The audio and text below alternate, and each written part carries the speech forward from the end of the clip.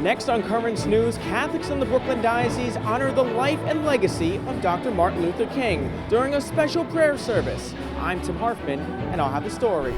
Also on Currents News, tensions were high as Virginia braced for a large gun rally timed to the King holiday. We'll show you what happened in Richmond today. The trial of President Trump begins tomorrow.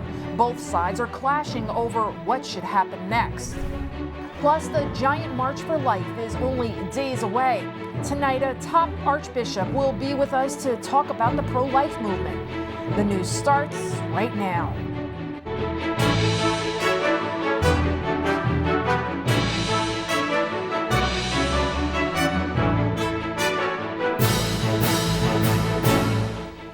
Good evening, I'm Lydia Serrani. The nation paused today to reflect on the life and ministry of Dr. Martin Luther King Jr. In the Brooklyn Diocese, Catholics joined in prayer to honor the civil rights hero. Currents News' Tim Harfman reports from Bedford-Stuyvesant. United through hymn, dance, and prayer while remembering Dr. Martin Luther King. Hundreds gathering for a midday prayer service at St. Martin de Porres Parish in Bedford-Stuyvesant. It's about honoring this man who sacrificed and laid his life down for us. The civil rights leader, a Baptist minister, a man of faith. I just want to do God's will. And He's allowed me to go up to the mountain.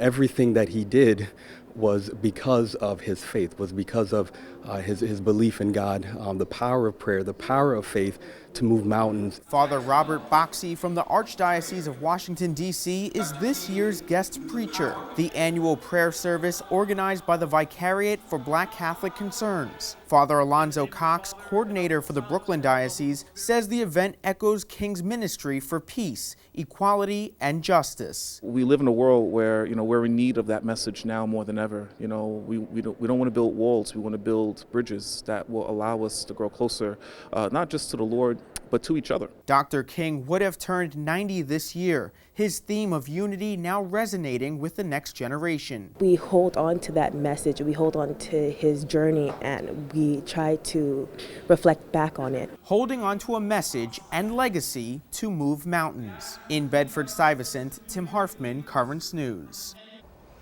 Democratic presidential contenders celebrated Dr. King's legacy at a church in Columbia, South Carolina this morning. Senators Bernie Sanders, Elizabeth Warren, along with Amy Klobuchar and Tulsi Gabbard attended the service at Zion Baptist Church. They later joined Joe Biden and Pete Buttigieg in a march to the State House. Tens of thousands of people also took part. Former Vice President Mike Pence in Memphis, Tennessee on Sunday said he was there to pay a debt of honor and respect to Dr. King. Pence toured the National Civil Rights Museum at the Lorraine Motel. That's where King was assassinated in 1968. Pence later emphasized King's faith while addressing a church congregation and described Dr. King as one of his heroes. Virginia is under a state of emergency today as thousands fled at the state capitol for a pro-gun rally coinciding with Martin Luther King Jr. Day. The FBI has warned about white supremacist groups who intended to be there. Officials took action to keep the rally peaceful. Red tide rising! Red tide rising! Thousands of gun rights advocates from all over the country have descended upon Virginia's capital in Richmond today for a Second Amendment rally. I came out here to show support for Lobby Day. The governor's actually trying to pass a lot of laws that would strict and remove a lot of firearms from individuals who have never committed a crime, i.e. myself. The weapon that I came out here with today will actually be banned under the new proposed law that he's trying to pass, so I wanted to come out here and show him that I can come out here, act reasonable. Virginia's governor declared a state of emergency. I think it's overkill at a certain level. I accept it's better to be prepared. Law enforcement there is prepared for the worst. There's a huge police presence with both uniformed and plainclothes officers as well as long lines of security checkpoints. Violence will not be tolerated.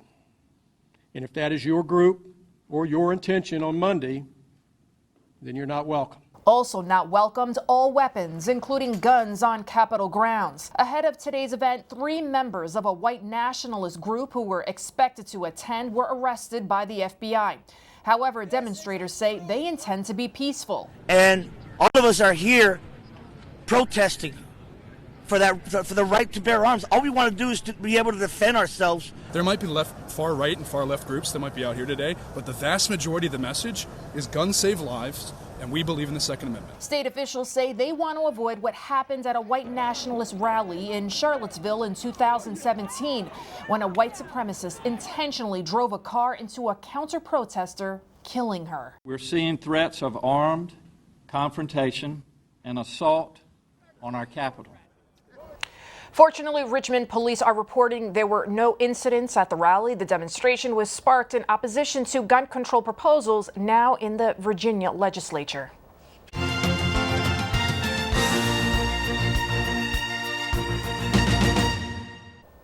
The New York Times is making 2 endorsements for the Democratic presidential nomination, admitting it's a, quote, break with convention to pick 2 candidates. The paper's editorial board is backing Senators Amy Klobuchar and Elizabeth Warren.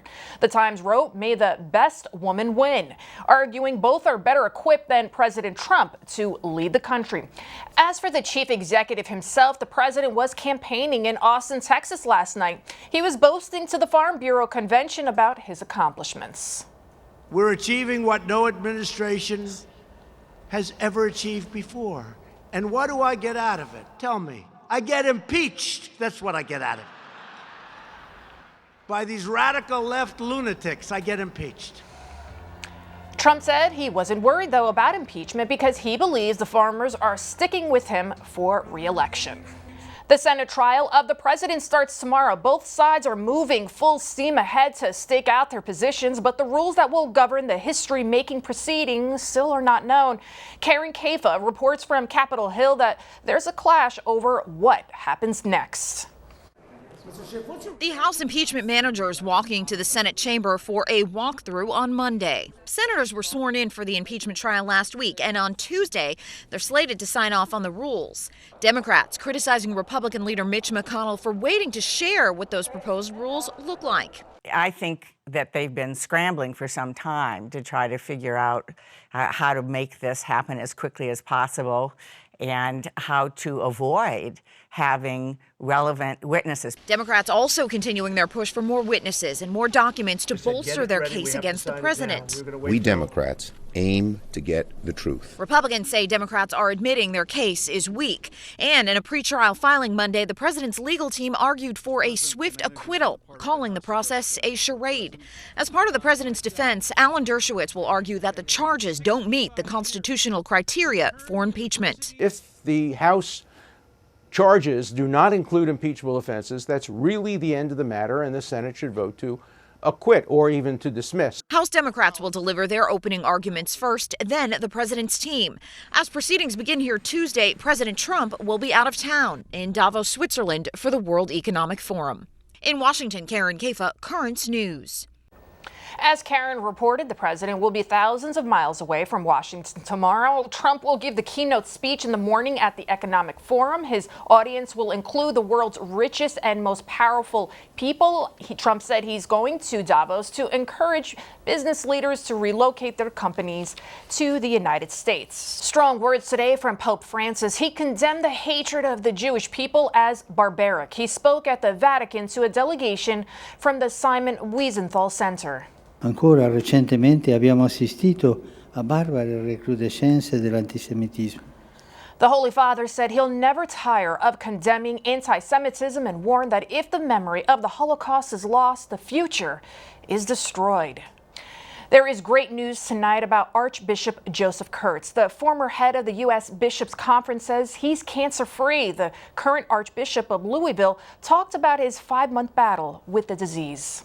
It was something that had to be taken very seriously. And so I have to say, I'm glad I'm back. I'm glad that I cooperated with the doctors and health professionals. And I'm especially glad for the prayers and the support that I received. The Archbishop was treated at the Duke Cancer Institute. There's a lot more news headed your way. Emergency supplies are discovered in Puerto Rico that had been locked away for years. Those responsible have now lost their jobs.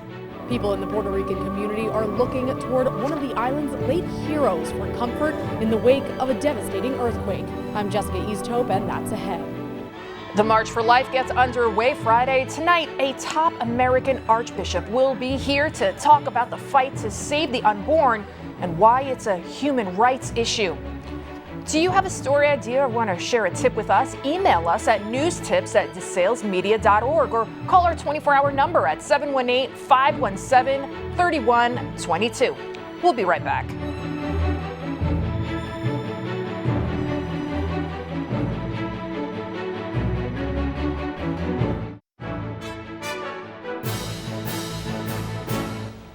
Three top officials in Puerto Rico are out of work, fired after the discovery of emergency supplies that were never used. Pallets of water, food, and medical supplies have been sitting in a warehouse ever since Hurricane Maria back in 2017. Puerto Rico's Governor Wanda Vasquez wants answers over what went wrong. The warehouse is in the city of Ponce, where thousands are homeless since a powerful earthquake struck the island 2 weeks ago. Catholics in our area are worried about their relatives in Puerto Rico, and this weekend many assembled at Newark's Cathedral Basilica to honor a great humanitarian who sacrificed his life to help others, baseball legend Roberto Clemente. KURTZ News' Jessica Easthope reports. An annual mass celebrating the life and legacy of Roberto Clemente is what brought Puerto Ricans of all faiths together. Clemente rose to fame as a baseball player, but is remembered as one of the world's greatest humanitarians. Roberto Clemente was a great soul. He was one of our great famous baseball players, and we have to remember all the good he did, and we're remembering today him as a person. He did a lot for all the disasters, and if he were here, he would be doing the same thing. Dozens braved Saturday's winter weather to gather at the Cathedral Basilica of the Sacred Heart in Newark for a commemorative mass. For the last 15 years, Newark Councilman Luis Quintana has been organizing the mass, even bringing Clemente memorabilia from his personal collection. Quintana spoke of the sad irony and connection Puerto Ricans have to Clemente's death this year more than ever. He was a humanitarian who heard about the earthquake in Nicaragua. And he said, I have to go there and help aid the people in Nicaragua. And he loaded a plane. And that was a touching day because it said that Roberto has just crashed in the sea at 5 minutes of flight. Puerto Ricans believe Roberto Clemente's legacy represents the importance of humanitarian efforts. And masses like this represent the importance of faith, even in the toughest of times. We're family, and we're not alone. And we're grateful for our faith, knowing that our faith will never disappoint us. As Puerto Ricans continue to recover from last week's earthquake, organizers of the annual mass make the push to have Clemente's number 21 retired from Major League Baseball. In Newark, Jessica Easthope, KURTZ News. Religious freedom is on the docket for the highest court in the land. This Wednesday, the Supreme Court will hear arguments in a case that would make it easier for public funding to pay for religious schooling in many states.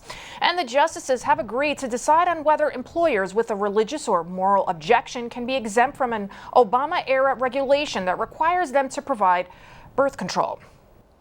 The countdown for the giant March for Life is underway on Friday. Hundreds of thousands of pro-lifers will take to the streets of the nation's capital to fight for the rights of the unborn.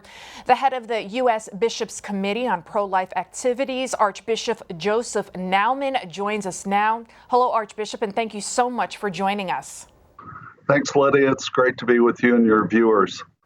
Thank you so much. Now, the momentum for the case for the unborn, for the rights of the unborn, where do you feel the momentum is going? Yeah, I think it's a moment of great opportunity, but also a moment of peril as well, because we have this hope that the Supreme Court, which really created the problem for our country, may at long last be willing to return to the states some ability to protect unborn children.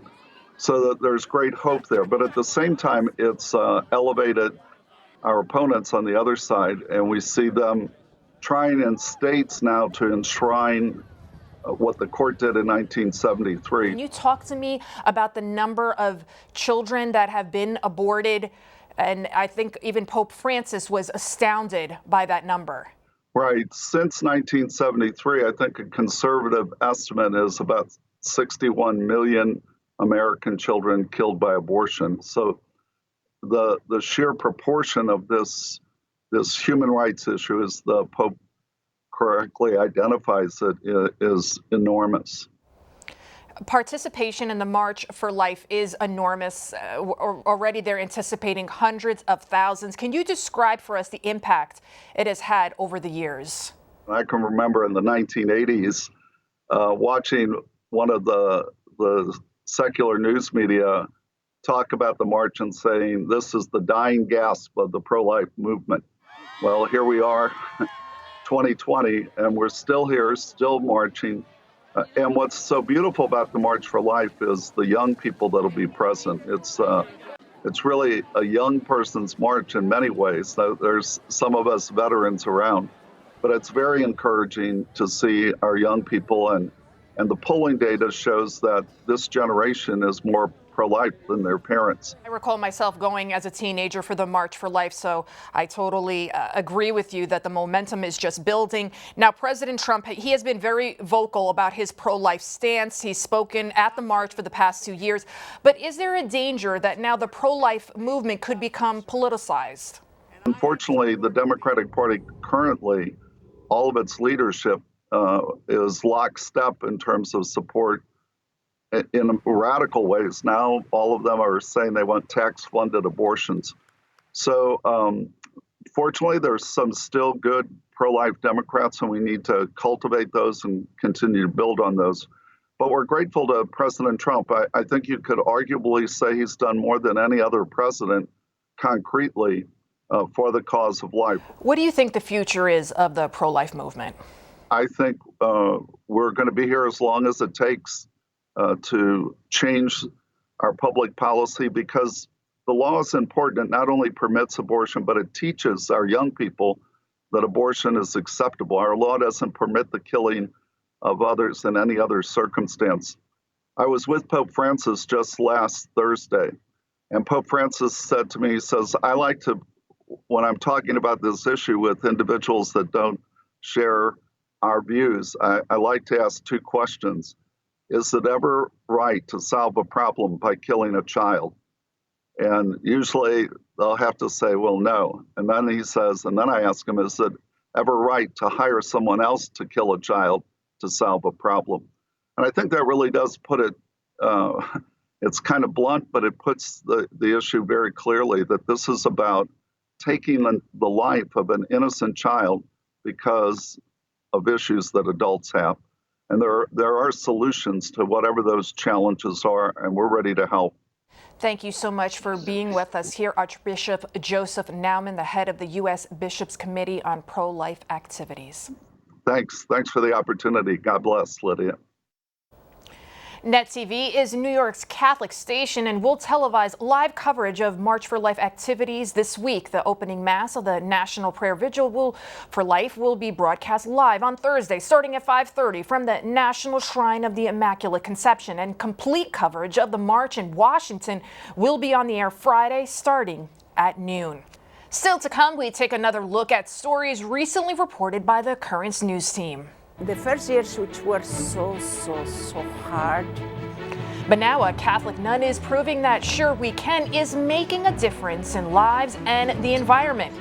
And a priest in Brooklyn is using his talents as an architect to build the faith. And before we go to break, a programming note. Our 5-part special series on human trafficking continues this week with survivors and their families speaking out about the evils of modern-day slavery. She was held against her will, she was beaten, she was thrown from moving cars, and our family was threatened. Their emotional stories of courage and conviction is in part 2 of our special series, Human Trafficking Exposed. That's this Thursday on KURTZ News.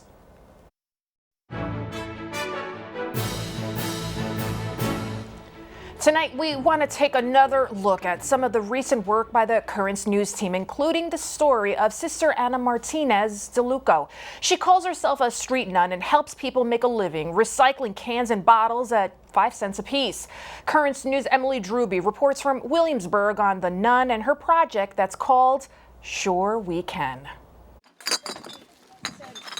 Canning, it's tough work, made tougher by a stigma, making it difficult to turn the cans in. On the edge of Williamsburg sits the solution, Sure We Can, a nonprofit recycling center co-founded by a Catholic nun. When it is God's call, things become so easy. After choosing to live on the streets for her mission, she started collecting cans. And that became a very good strategy to feel included in the community of homeless people. Back in 2005, when a popular recycling center closed, canners didn't know where to go and were worried. Anna knew she needed to help. And so Sure We Can was born. The first years, which were so hard. Between having to figure out how to run the nonprofit, to constantly moving, to other redemption centers trying to shut them down. But Anna prevailed, and the over 10-year-old nonprofit is thriving. Every year, about 12 million pieces are brought here to Sure We Can and sorted by over 800 canners. I mean, there is always that sense of environmental issues with jobs creation. So that is the two things that usually we put together. Creating jobs for immigrants, the elderly, and more, but they've also created something much bigger. It's good you have a lot of friends over here. You can enjoy your time. A community. And I hope that stay forever because you know something, at least you can make some extra money because if, for example, you are retired and some people don't have work, at least this is like a work. In Williamsburg, Emily Drooby, KURTZ News. And finally tonight, a Jesuit is following in the path of Jesus, teaching carpentry to students from around the world. KURTZ News' Tim Harfman catches up with the Jesuit on how he is helping to build God's kingdom one nail at a time. This missionary is on a new mission. Father Terrence Curry is sanding and sawing spirituality in Brooklyn. For me, the encounter with God really is in the process of making, of encountering the materials, the stuff of creation. The Jesuit priest is an architect and started ministering in the Brooklyn Diocese last summer. When he's not serving in parishes, he's hard at work designing furniture in his Sunset Park studio. Father Curry's 35-year ministry includes teaching architecture around the world, including China, where communism forced the priest to be referred to as Professor Curry. Yet he found ways of instilling splinters of scripture. I have them look at some materials and I say, okay, rather than starting with a concept about function and about form, why don't you encounter the materials and see what the materials inspire? Should I do a golden section? Former students like Chow Yuen Wu are now visiting the CRAFTY cleric in Brooklyn, and says he understands what Father Curry was trying to teach him. I felt it was something that's much bigger than I am. It is a pursuit of something that is greater than one person's. Father Curry's hoping to bring those teachings to the Brooklyn Diocese. He's still building prototypes and looking for clients, but he remains inspired by Christ, the real architect. The dining room table is an altar, right? The altar is a dining room table. Carving Catholicism in his sawdusted studio. In Sunset Park, Brooklyn, Tim Harfman, KURTZ News. And that's KURTZ News. Again, I'm Lydia Serrani. Thank you so much for joining us because we are putting your faith in the news. Hope to see you again next time. Good night.